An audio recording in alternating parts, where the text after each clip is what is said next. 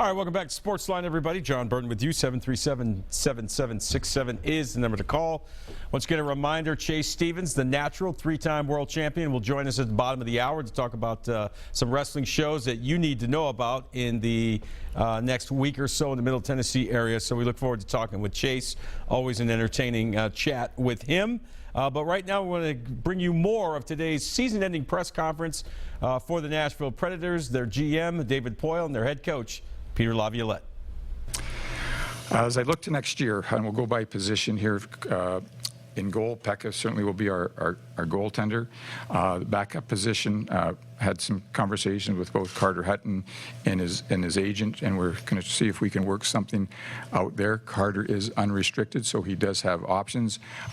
We also have options in that we have two really good young goaltenders in Milwaukee, and Saros and Maznitz. Our druthers, if we could get together with Carter, would be to sign him. On defense, I feel we have as good a top four as anybody in the league with Weber, Yossi, Ellis, and Ekholm. I think Barrett Jackman came in and did exactly what we needed in terms of that veteran presence, that physical presence. Two young defensemen in Boteto and Granberg got some valuable experience, especially Boteto, who got to play down the stretch and in the playoffs, and I think we saw him actually play some of his best hockey, so I'm looking forward to seeing him develop. Granberg talked to his agent yesterday, and we discussed a contract situation for him. On our forwards, in our top two lines, if you will, we have, to me, 7 what I call offensive forwards. We have 2 30-goal scorers in Neal and Forsberg. I think both of them should certainly stay on that course, if not better. Forsberg needs a contract. We've talked to his agent, so we're starting to work on that. We have a couple of wingers, and Colin Wilson and Smith. Smitty got 20 goals again this year for, I believe, the 3rd time. Willie had an off-season, terrible season, and then he got it back together in the playoffs.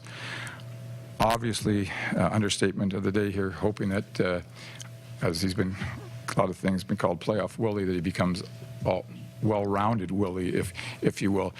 Good conversation with him. I really do feel very confident that he's going to come back and play at a high level, much like he did in Peter's first year in that first 60 games. And if he does that, we'll be very happy. We have a couple of centermen, 3 centermen. We got Mike Fisher, who statistically probably wasn't as good overall in the season, but in the playoffs, he's a warrior, and I think we can count on Fish. Ryan Johansson was a great addition to our hockey club, but I think there's more from Ryan to get, and he knows that. This is a big off season for Ryan, conditioning-wise, and to reach his potential as a hockey player, and he's committed to do that. Mike Ribeiro is a big reason why we've made the playoffs the last 2 years, but he did struggle down the stretch in the playoffs. He was a healthy scratch a couple of games, and Mike really needs to have the summer of his life to regain his position back with on the top 2 lines. The bottom 2 lines for us have been in transition the last year or so, and we'll have a little bit more transition this year. That's going to come at the expense of a couple of players. One is going to be Eric Nystrom.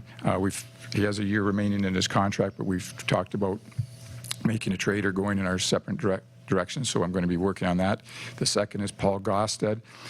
Paul has been a great Predator. Love Paul as a person, as a hockey player, heart and soul type of guy. Face-offs, raises his game in the playoffs. Wish him well, but we're going in a different direction. Our bottom 6, if I'm calling that 3rd or 4th lines, have really improved and are going to improve more. And I think we're going to get more secondary scoring than we ever have before. I mean, Cal Yarncroc increased his 5 or 6 goals to 16 goals this season, and we look for him to play in a lot of different positions, which I think is very beneficial to our coaching staff. He needs a contract, and we're going to start contract negotiations with him right away.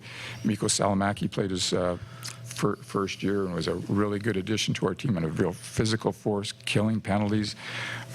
Victor Arvidsson played his first full year, got a spectacular overtime goal, but only 8 goals in the regular season, but nobody tries harder than him. We expect his offense to increase.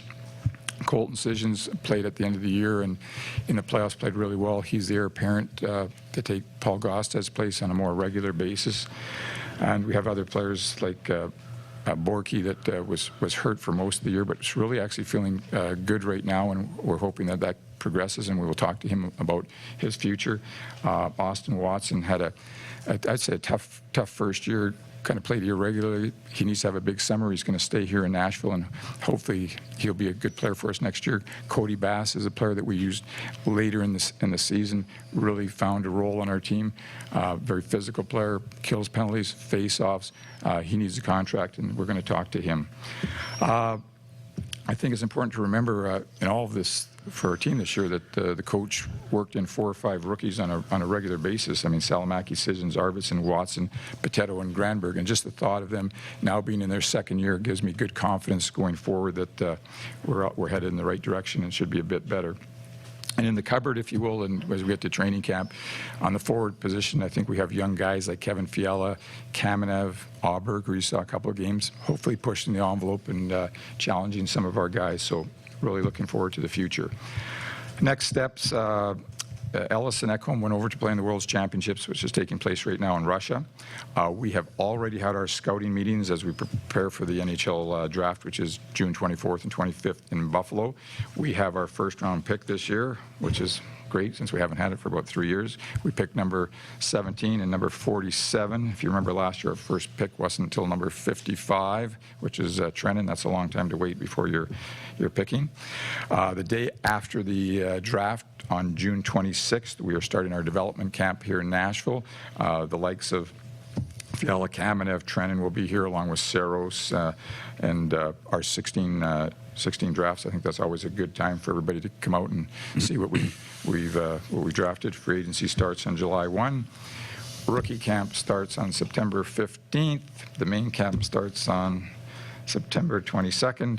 That's all during the month of September when the World Cup is taking place in Toronto, which we have 4 representatives right now, which are Weber, Rennie, Yossi, and Forsberg. And I think, and I hope maybe Matthias Ekholm has a chance to make that team. So thank you very much, everybody, for your coverage this year. It's been a good year, and next year we'll do even better. With that, we'll open it up for questions. And again, we have mics on both sides, so if you just wait for the mic before asking questions. Adam. You both covered a whole lot, so I'm not sure how much I have left to ask. But, David, you mentioned the inconsistency, and I know, Peter, we talked about that a lot during the season. I mean, where does the improvement come from in making sure that, while you certainly can avoid inconsistency over the course of an 82-game season, that period of time can be lessened going into next season if it happens?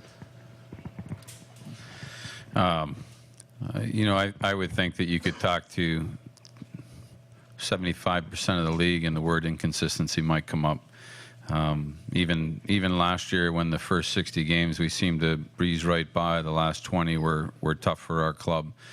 You have to look at a big picture, I think, sometimes, and even inside of a player's performance, there's and I say it all the time, it's always peaks and valleys, and you've got to get through the valleys and keep them quick and work towards those peaks. We're constantly working to play a better game, to have players' performances be at a higher level. You know, if you can do it enough, you'll find yourself in the playoffs and challenge for the Stanley Cup, and if you can play at a high enough level. If you don't and the valleys stay too long, then you'll find yourself out of the playoffs and watching the playoffs altogether. So I definitely think that there was a couple spots through the course of the year, both as a team and for individuals, where we didn't play at the peaks that we need to. But overall, I think there was a lot of good things that came from it too, or we wouldn't have made the playoffs, and we wouldn't have made it till the 7th game of the second round. So it goes both ways. Yeah, I'd like to see us more consistent. I think it's just a matter of you know, players being ready to play. Motivation comes into it. just building something inside the locker room with your group. And we got a great group, and David mentioned our leadership group. I think it's second to none in the National Hockey League. We have the right people setting the example. And you got Shea in there, and Mike Fisher, James Neal, Roman Yossi, Pekka Rinne. These are our hardest working players. These are the guys that care, I don't want to say care the most, but they set the example, and they don't allow any wiggle room for a day off in practice or for, a day where we're just going to go out and take it easy today. They push the envelope all the time, and with that, that gives the rest of our group a line to follow, and you can stay in check. But I mean, our goal is always to be, it's to win, it's to be great every day in practice, it's to win every game, it's to win the Stanley Cup, and we continually work towards that. Justin? This question is for David. Speaking of defensive depth, looking at Milwaukee, Taylor Aronson received a call-up but wasn't able to play, and it was said that he left the team for personal reasons, but he's still looking for a contract. Is there anything to elaborate on if he'll be back with the organization next season or not? It's a gray area right now. I mean, it was a situation where we actually called somebody else up, and he thought it should be him, and he left the team. So we suspended him, and he is currently suspended. So we need to have some discussions and see whether it makes sense that we bring him back. He wants to be back. That type of situation just was an unfortunate, probably a little bit of an immature move on his part. That's my opinion. So we'll have to see in time whether we make up or not. All right, Preds GM David Poyle and head coach Peter Laviolette, as we said, meeting the media earlier this morning at Bridgestone Arena. We'll get to more of that later in the show, but first, time for a quick break. When we come back, we'll be joined by three-time world champion professional wrestler, the Natural, Chase Stevens. He's got some big shows coming up that we want to let you know about. It's going to be great to have Chase on the show, so we'll get to our break after that. Chase Stevens joins us. Stay with us.